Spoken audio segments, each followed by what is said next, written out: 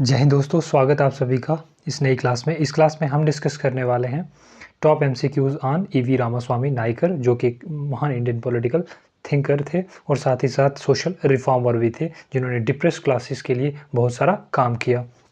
तो ये set number 5 है। इससे पहले चार सेट ऑलरेडी अपलोड कर दिए गए। जिन्होंने वो वीडियोस अभी तक वॉच नहीं किए, चैनल की प्लेलिस्ट में जाकर उन वीडियोस को वॉच कर सकते हैं। उनमें हमने इंडियन पॉलिटिकल थिंकर जैसे कौटिल्य, महात्मा गांधी जी और साथ ही साथ BR अम्बेडकर और श्री अरविंद घोष जी को हमने कवर किया है। तो ये हमने लेक्चर सीरीज स्टार्ट की है इंडियन पॉलिटिकल थिंकर्स के ऊपर। इसका सेट नंबर 5 के फर्स्ट MCQ के साथ आज की वीडियो को हम स्टार्ट करने जा रहे हैं। तो चलिए फर्स्ट MCQ को देखते हैं। E.V. Ramaswamy has been regarded as father of which modern state? E.V. Ramaswamy को किस मॉडर्न स्टेट का फादर माना जाता है, जनक माना जाता है? Option A Tamil Nadu, option B Bengal, option C Maharashtra, option D Madhya Pradesh. तो किस स्टेट के बिलोंग करते थे जिन्होंने वहाँ पे बहुत सारा डिप्रेस्ड क्लासेस के लिए काम किया था और इसलिए उनको फादर ऑफ मॉडर्न स्टेट भी कहा जाता है? तो right answer is option number A Tamil Nadu. E.V. Ramaswamy जो है फादर ऑफ मॉडर्न तमिलनाडु माने जाते हैं, जहाँ पे उन्होंने ब्राह्मणिकल डोमिनेंस जो था उसको जो है चैलेंज किया। साथ ही साथ उन्होंने जो डिस्क्रिमिनेशन जो था कास्ट बेस के ऊपर या फिर सेक्स के बेसिस पर, उसको जो है रिमूव करने का प्रयास किया। साथ ही साथ जो सुपरमेसी ऑफ हिंदी है उसको भी चैलेंज किया और तमिल जो ट्रेडिशन है या फिर तमिल लैंग्वेज को जो है रिवाइव करने का प्रयास किया। Next question, which of the following satyagraha was lead by E.V. Ramaswamy? किस सत्याग्रह को E.V. रामास्वामी नाइकर जी ने लीड किया था? Option A Champaran Satyagraha, option B Bardoli Satyagraha, option C Kheda Satyagraha या फिर option number D Vaikom Satyagraha. तो राइट आंसर क्या होगा? आपको पता ही है, चंपारण सत्याग्रह जैसे कि आप जानते हैं गांधी जी ने लीड किया था। बारदोली सत्याग्रह किसने? सरदार पटेल जी ने। खेड़ा सत्याग्रह गांधी जी के द्वारा। और डी वेखोम सत्याग्रह जो है वो E.V. रामास्वामी नाइकर जी के द्वारा लीड किया गया था। Option number D is the correct answer. और वेखोम सत्याग्रह जो है 1924 में हुआ था केरला में। वहाँ पे जो डिप्रेस्ड क्लासेस हैं उनको जो है, जो लोअर क्लास के लोग थे उनको जो है टेंपल के अंदर जाने की इजाज़त नहीं थी, वो टेंपल में नहीं जा सकते थे। इसलिए वहाँ पे E.V. रामास्वामी नाइकर ने विरोध किया, यहाँ पे अपनी एक मूवमेंट चलाया जिसको नाम दिया गया वेखोम सत्याग्रह किया। तो अल्टीमेटली जो है वो उनको हीरो ऑफ वेखोम माना जाता है। E.V. Ramaswamy Naicker has started which of the following movement? उन्होंने कौन सी मूवमेंट्स को चलाया था? Option A self respect movement, option B Appiko movement, option C Chipko movement या फिर option number D Budhan movement. तो राइट आंसर क्या होगा? The right answer is option number A self respect movement उन्होंने चलाई थी 1925 में। इसका मेन मोटिव था जो भी ब्राह्मणिकल डोमिनेंस को जो है अपर कास्ट जो लोअर कास्ट के साथ डिस्क्रिमिनेशन करती थी उसको चैलेंज करना, साथ ही साथ जो भी द्रविडियन कल्चर्स है उसको जो है रिवाइव करना। Next question, E.V. Ramaswamy said what should be destroyed for the upliftment of lower caste? वो कहते थे, उनका मानना था कि अगर लोअर कास्ट का हमको अपलिफ्टमेंट करना है तो किन चीज़ों को डिस्ट्रॉय या किस चीज़ को डिस्ट्रॉय करने का ज़रूरत है? Option A religion, option B Congress, option C Gandhi या फिर option number D all of these. तो उनका मानना था इन सभी को जो है डिस्ट्रॉय करने की ज़रूरत है, क्योंकि ये कहीं ना कहीं तीनों चीज़ें जो हैं वो डिप्रेस क्लासेस के अपलिफ्टमेंट के अपोजिट हैं। जैसे रिलीजन, कांग्रेस, गांधी जी, तीनों को डिस्ट्रॉय करने की ज़रूरत है। जैसे कांग्रेस जो है वो किसके लिए? सिर्फ ब्राह्मणिकल या फिर अपर कास्ट के हितों के लिए काम करती है। वो गांधी जी को भी अपोज करते हैं क्योंकि गांधी जो वर्ण व्यवस्था को सपोर्ट करते हैं, तो इसलिए वो उनको भी क्रिटिसाइज़ करते हैं। कास्ट सिस्टम, उनका मानना था कि कास्ट सिस्टम जो है सोसाइटी को डिवाइड करती है और वो उस सोसाइटी में हेटर नफ़रत को फैलाती है, तो इससे सोसाइटी जो है कमज़ोर होती है। तो इसलिए जो कास्ट सिस्टम है उसको भी डिस्ट्रॉय किया जाना चाहिए, रिलीजन को। Which of the following statement is related to the ideas of E.V. Ramaswamy? E.V. Ramaswamy के जो आइडियाज़ थे उनके साथ इनमें से कौन से स्टेटमेंट जो सेट बैठती है? Option A there is only one caste, one religion and one god for ह्यूमन काइंड। एक कास्ट, एक ही धर्म और एक भगवान होना चाहिए। या फिर option number B, if you have to free yourself from caste, you have to free yourself from all religion. Option number C, is the man from pure gold and women from rust rock और iron. Option number D, all of the above. तो right answer क्या होगा?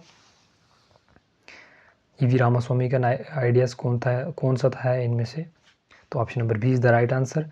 उनका मानना था वो एक भगवान या फिर एक कास्ट की बात नहीं करते थे, वो कहते थे कि कास्ट सिस्टम या फिर रिलीजन जो है वो डिस्ट्रॉय होना चाहिए। वो मानते थे कि अगर अपने आप को छोटी कास्टिस को जो है अपने आप को फ्री करवाना है तो उनको धर्म से अपने आप को मुक्त करना पड़ेगा। तो वो मैन और वुमेन की इक्वलिटी की बात करते हैं, ना कि वो प्योर गोल्ड, मैन को प्योर गोल्ड और वुमेन को रस्ट रॉक मानते हैं। Next question, with reference to E.V. Ramaswamy Naikar, which one of the following statement is correct? क्या इनमें से सही है? He never became a member of Congress. वो कभी भी कांग्रेस के मेंबर नहीं बने. He was an outspoken critic of code of Manu, not of the Bhagavat Gita. वो मनु के जो कोड ऑफ कंडक्ट थे उसके खिलाफ थे, लेकिन भागवत गीता के खिलाफ नहीं थे. He was an contemporary to Jyotiba Phule. ये option number D. He argued that untouchables were the true upholder of an original Tamil and Dravidian culture. तो राइट आंसर क्या होगा? क्या उनके मुताबिक सही था?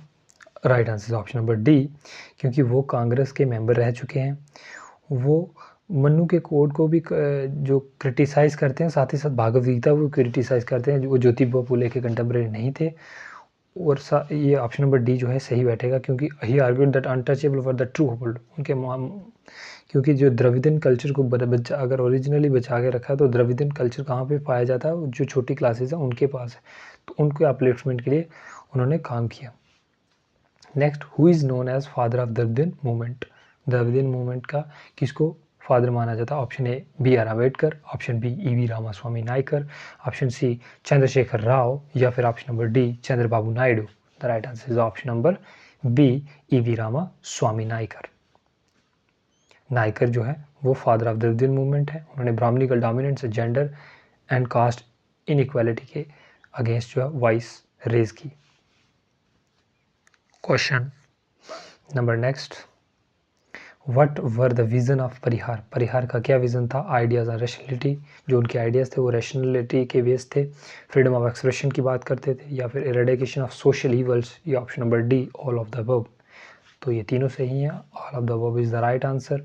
उनके आइडिया जो है वो रेशनलिटी की बात करते हैं, साथ ही साथ फ्रीडम ऑफ एक्सप्रेशन और इरेडिकेशन ऑफ सोशल इवल की बात करते हैं.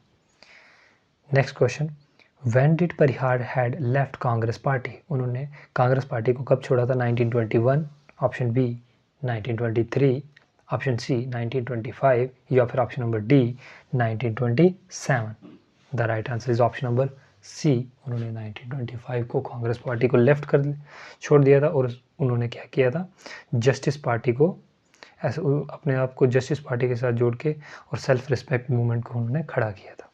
नेक्स्ट, आपने इसको देखना है कि मैचिंग जो कौन सा जो है इनमें से सही मैच है.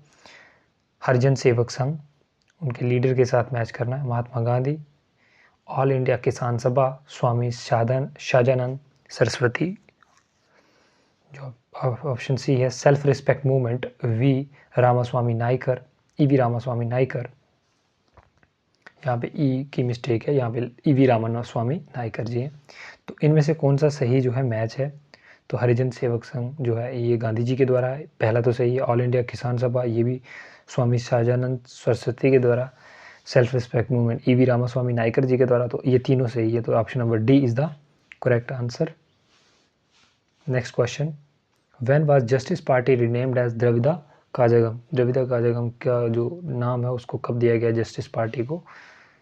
ऑप्शन नंबर ए 1944 में दिया गया, क्योंकि जो 1944 में जो है ई वी रामास्वामी नायकर जो है जस्टिस पार्टी को जो है as a social organisation establish करते हैं और वो जो इलेक्शंस लड़ने से इनकार करते हैं, जो इलेक्टोरल पॉलिटिक्स है उसको उससे जो है जस्टिस पार्टी को हटा लेते हैं. तो ये आज का लास्ट क्वेश्चन था. आई होप वीडियो आपको अच्छी लगी होगी. वीडियो का कंटेंट कैसा लगा अपनी वैल्यूएबल फीडबैक ज़रूर कमेंट सेक्शन में दें. इससे मेरे को पता चलता है कि आपको इस तरीके के लेक्चर्स की और ज़रूरत है या नहीं है, आपकी क्या डिमांड्स हैं, उसी हिसाब से नेक्स्ट वीडियोज़ बनाई जाएंगी। तो ये हमारी लेक्चर सीरीज़ है इंडियन पॉलिटिकल थिंकर के ऊपर। साथ ही साथ इसके बाद हम नेक्स्ट जो अंदर पॉलिटिकल साइंस के टॉपिक्स हैं, जैसे पॉलिटिकल थ्योरी के ऊपर एमसीक्यूज़, या फिर पब्लिक एडमिनिस्ट्रेशन हो गया, इंडियन पॉलिटिक्स हो गया, इन सभी के ऊपर जो है एमसीक्यू फॉर्म में हम जो है इन टॉपिक्स को कवर करने का प्रयास करेंगे इसी तरीके से। तो चैनल को सब्सक्राइब करके रखिए, बेल आइकन को ऑन करके रखिए। Thanks for watching video.